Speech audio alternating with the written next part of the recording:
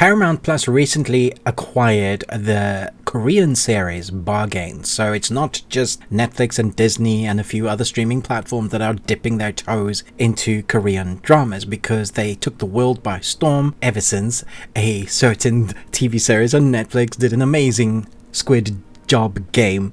Now we have a cornucopia of these series.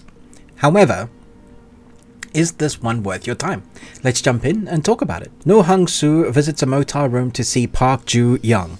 He is pleased with her appearance and happy to pay for her services. But a surprise is waiting for No Hung-soo. He is soon surrounded by people who have come to buy his organs. They bargain over the price of his organs, with Park Joo-young conducting the auction, but an earthquake suddenly occurs. So there's 6 episodes. They're all about an hour long, depending on the episode. A very quick binge, easy to get through. This is a very shouty Korean series, and what I mean by that, there's a lot of conversations that happen in between once the story is moving forward from the earthquake and we've had the initial kind of setup of the story, where people are shouting at each other. There's literally one episode called Panic Room, where the characters are speaking over each other, shouting over the top of each other, and it gets pretty annoying. And I couldn't help but think, was that episode even scripted? Did they just allow them the idea of what's going to be happening with the characters in that moment, and then push forward saying, please just ad-lib as much as you can? That episode feels very ad-lib, dialogue, script heavy, and it's the shouty episode. The Panic Room should be called Shouty Episode. Nevertheless, you do get some horrific images and some really tense scenes. It starts off really tense and really oogie and nasty, and then once we get into that first episode where the earthquake has happened, kind of the first episode sets that up. The second episode, we get to start seeing the shell, or what's inside the shell of this building, this big organizational movements of these characters that have this higher arc structure. And you want to root for a few of the characters, but you're not really sure who to choose, because most of the characters in this series are nasty. Even the ones that came for a body part.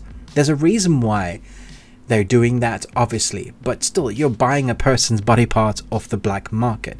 You're probably desperate, and hence the need for that. But 99% of the people you don't want to root for in this series. So it makes it very hard for you to care about the characters. And I would say when it comes to the violence, it's pretty gory. There are moments that are much gorier than others, and others that will be heightened and accentuated. But for the most part, you don't really care, because you kind of want to see who's going to die, but you don't really care about the people who they're going to survive.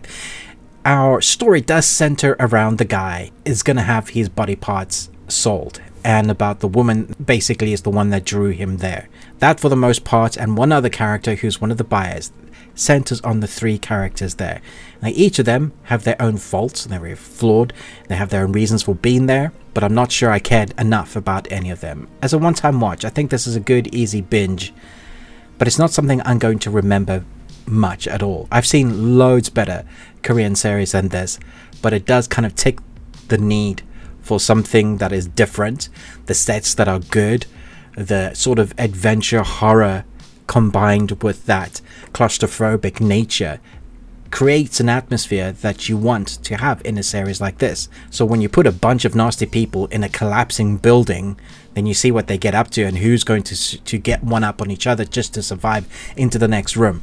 That is really where the story shines. It makes it gross and nasty, and I guess that's why we are the fly on the wall watching this. I would say that I could have done without a lot of that shouty dialogue, but the acting for me was fine. Not brilliant, was okay. The sets looked good, sometimes very minimalistic, which I think probably helped with the budget, because they have those very close quarters shots. There's a lot of handheld camera shots as well, with slight movement and then kind of making you feel that tenseness of the building crumbling around it, the brokenness of the floors, the surroundings kind of just falling apart, and bodies being chucked into a pool. For some reason there's a pool. I'll let you discover the nuances of the series. For now, this is one that was recommended to us. I think it's fun-ish. I'm going to give it 3 Nicolas Cages out of 5. You got one. Congratulations. It's definitely better than Midway Point, but I just found some of that dialogue annoying, some of the conversations pretentious because they were dragging it out on purpose and didn't feel scripted, and that for me just felt lazy. But the rest of the series was good and entertaining to watch. Let me know what you thought about the end. Thanks so much for watching, but most of all, until next time, remember, live long on Tuesday.